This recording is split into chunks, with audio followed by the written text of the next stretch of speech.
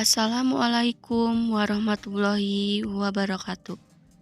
Kami dari kelompok 3 yang beranggotakan 4 orang, yaitu Dinda Dwi Dianti Santosa, Kiki Junaida, Muhammad Akbar Fauzi Zainuddin, kelas 3A Administrasi Pendidikan, STKIP Muhammadiyah Bogor, mata kuliah Manajemen Stres dan Konflik, yang diampu oleh Ibu Resya Fahrunisa MPD. Di sini kami akan menjelaskan tentang studi kasus konflik sosial yang berada di lingkungan keluarga. Dalam kehidupan keluarga, ada banyak masalah yang akan dihadapi dan membutuhkan penyelesaian atau solusi agar masalah tersebut tidak berlarut-larut. Masalah jika berlarut-larut dan tidak segera diselesaikan, maka akan semakin bertumpuk dan semakin besar permasalahannya, bahkan akan mendatangkan masalah lainnya, sehingga dapat mengganggu kenyamanan dan keharmonisan anggota keluarga tersebut. Salah satu permasalahan yang sering terjadi dalam sebuah keluarga adalah masalah ekonomi. Dalam penelitian ini, kami akan mengangkat peran dan solusi seorang ibu dalam menghadapi permasalahan ekonomi keluarga.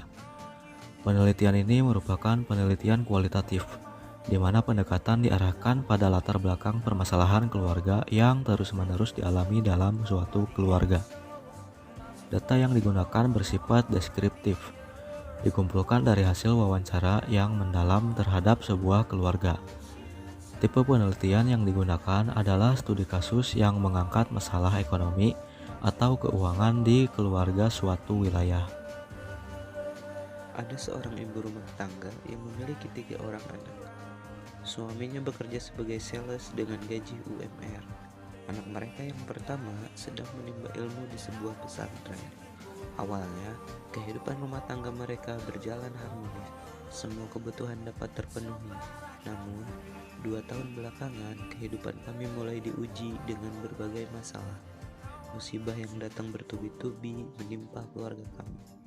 Dimulai dari mertua yang sakit-sakitan dan membutuhkan biaya yang tidak sedikit, mulai dari berobat ke rumah sakit hingga ke alternatif. Namun, tidak kunjung sembuh.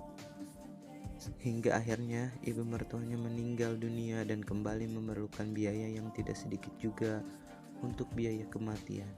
Suaminya anak satu-satunya, sehingga menjadi tanggung jawab suaminya untuk membiayai kedua orang tuanya yang sakit-sakitan dan biaya meninggal. Akhirnya, kini dengan gaji UMR, hutang-hutang mereka semakin bertambah. Padahal suaminya sudah cukup kesulitan karena dengan bekerja sebagai sales dan kondisi tangan dan kakinya yang sakit. Ia tidak dapat bekerja maksimal, bebannya semakin berat.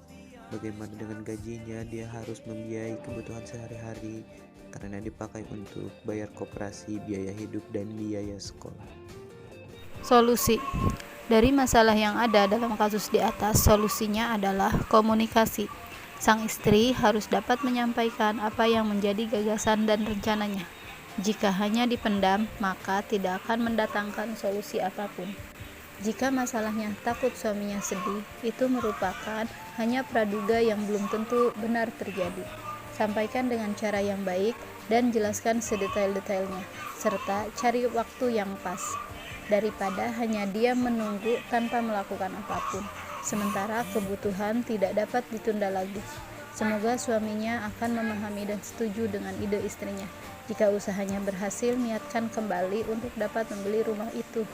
Dan terakhir, tentu saja perbanyak doa. Semoga Allah memberi jalan keluar dan kemudahan setelah berusaha dengan maksimal. Karena berdiskusi dan berpikir bersama itu juga merupakan salah satu bentuk usaha. Baik, itulah penjelasan dari kami. Terima kasih. Wassalamualaikum warahmatullahi wabarakatuh.